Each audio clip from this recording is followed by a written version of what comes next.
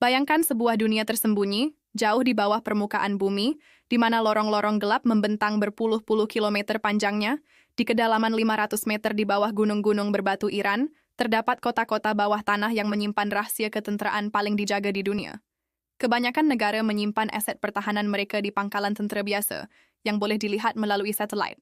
Tetapi Iran memilih pendekatan yang sangat berbeza, yaitu membina seluruh kompleks ketenteraan di dalam perut bumi yang hampir mustahil untuk dikesan. Pada tahun 2015, dunia dikejutkan apabila Iran buat pertama kalinya mendedahkan rakaman video dari salah satu kemudahan bawah tanah ini. Tiada siapa yang menyangka bahawa sebuah negara mampu membina struktur sebesar ini tanpa diketahui oleh komuniti antarabangsa selama bertahun-tahun. Kota peluru berpandu bawah tanah pertama yang didedahkan kepada umum dikenali dalam media antarabangsa sebagai kemudahan bawah tanah yang terletak di bawah pergunungan Zagros.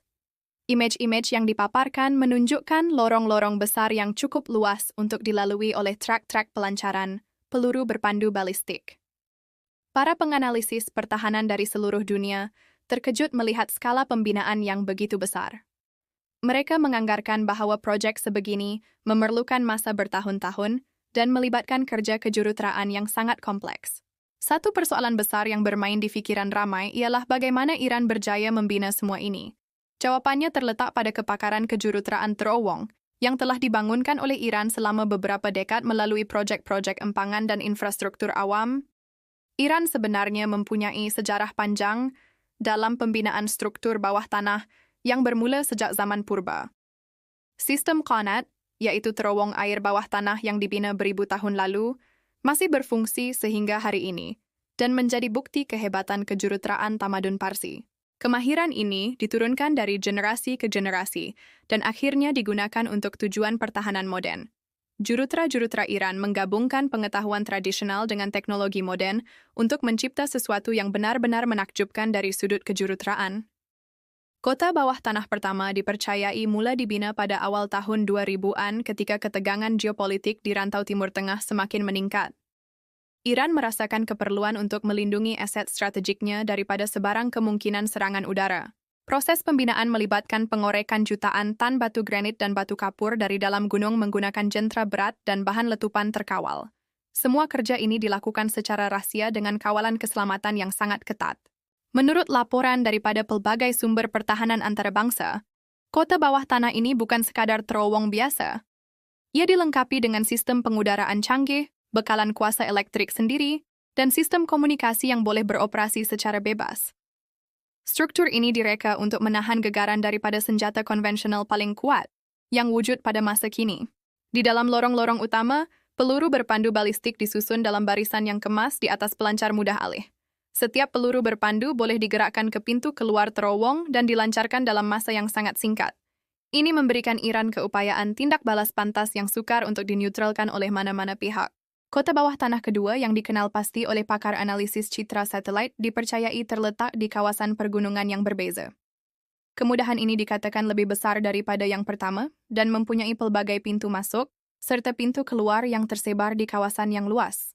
Reka bentuk sebegini memastikan bahawa walaupun satu pintu masuk dimusnahkan, keseluruhan kompleks masih boleh beroperasi sepenuhnya. Para pakar dari Institut Pengajian Strategi Antarabangsa menyatakan bahawa kedalaman 500 meter di bawah permukaan bumi menjadikan kemudahan ini hampir kebal terhadap sebarang senjata penembus bunker yang wujud dalam inventori tentera mana-mana negara pada masa kini.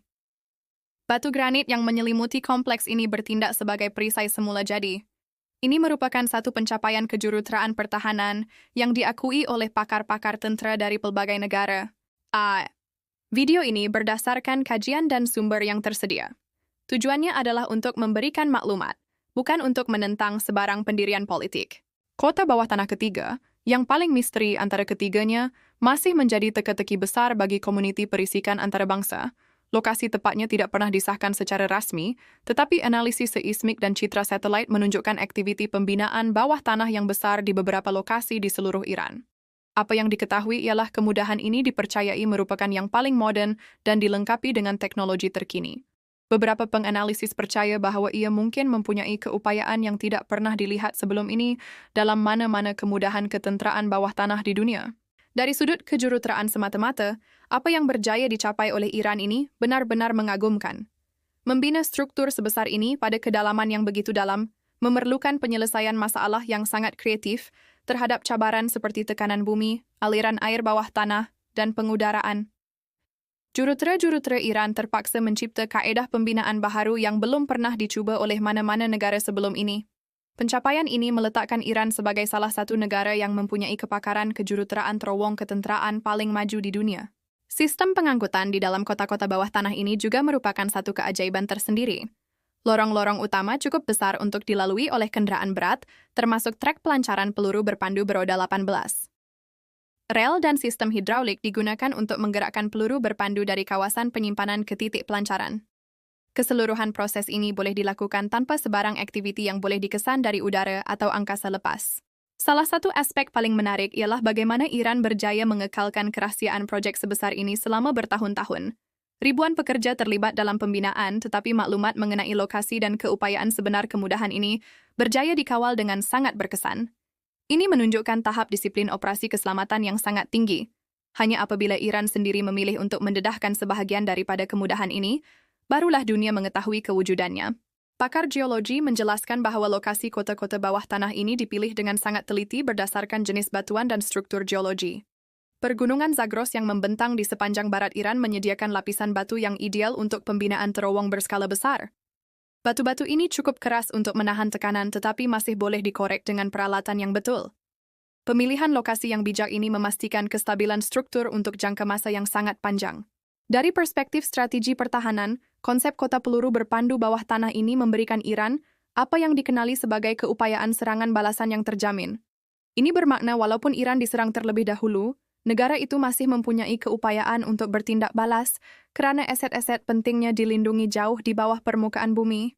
Konsep ini serupa dengan strategi pencegahan yang digunakan oleh kuasa-kuasa besar dunia semasa Perang Dingin.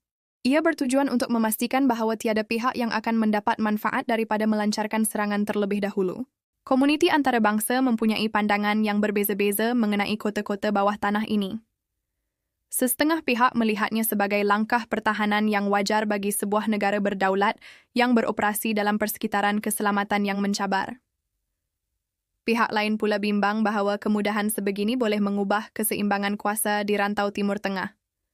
Walau apapun pandangan masing-masing, tidak dapat dinafikan bahawa pencapaian kejuruteraan ini merupakan sesuatu yang sangat mengagumkan.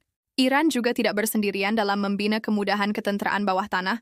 Korea Utara terkenal dengan rangkaian terowong tenteranya, manakala China juga dilaporkan mempunyai kemudahan peluru berpandu bawah tanah yang dikenali sebagai Great Underground Wall. Amerika Syarikat sendiri mempunyai kemudahan seperti Gunung Chayenne yang menempatkan pusat kawalan pertahanan. Tetapi apa yang membezakan Iran ialah skala dan kedalaman kota-kota bawah tanahnya yang dipercayai melebihi kemudahan serupa di negara-negara lain. Teknologi peluru berpandu yang disimpan di dalam kota-kota bawah tanah ini juga telah berkembang dengan pesat selama bertahun-tahun. Iran kini memiliki pelbagai jenis peluru berpandu balistik dengan julat yang berbeza-beza, daripada peluru berpandu jarak dekat sehingga peluru berpandu jarak sederhana yang mampu mencapai sasaran beribu kilometer jauhnya.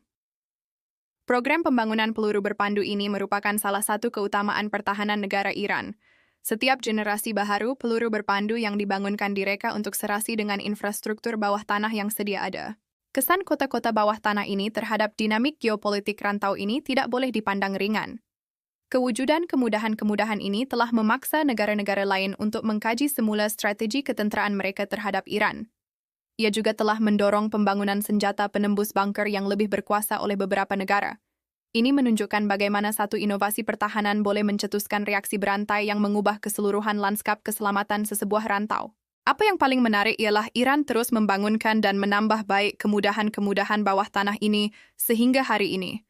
Pemimpin-pemimpin tentera Iran secara berkala mendedahkan maklumat terhad mengenai kemajuan terbaru sebagai sebahagian daripada strategi pencegahan mereka. Setiap pendedahan baharu mendedahkan keupayaan yang sebelum ini tidak diketahui oleh dunia luar. Ini menimbulkan persoalan besar tentang berapa banyak lagi rahsia yang masih tersembunyi di bawah pergunungan Iran. Satu perkara yang perlu diakui ialah keazaman dan ketabahan rakyat Iran dalam membangunkan keupayaan pertahanan mereka sendiri, walaupun menghadapi pelbagai sekatan dan cabaran. Mereka membuktikan bahwa dengan kemahuan yang kuat dan kepakaran tempatan, sebuah negara mampu mencapai pencapaian kejuruteraan yang menakjubkan tanpa bergantung kepada bantuan luar.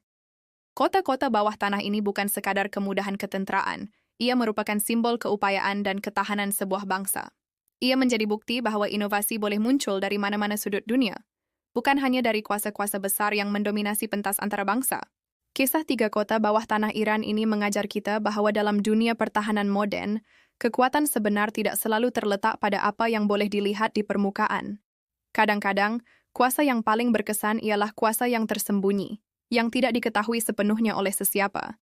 Dan selagi pergunungan Iran terus berdiri teguh, rahasia-rahasia yang tersembunyi di kedalamannya akan terus menjadi salah satu misteri ketenteraan paling besar di dunia modern ini. Itulah kisah sebenar di sebalik kota-kota peluru berpandu bawah tanah Iran, satu pencapaian kejuruteraan yang mengubah cara dunia berpikir tentang pertahanan dan strategi ketenteraan.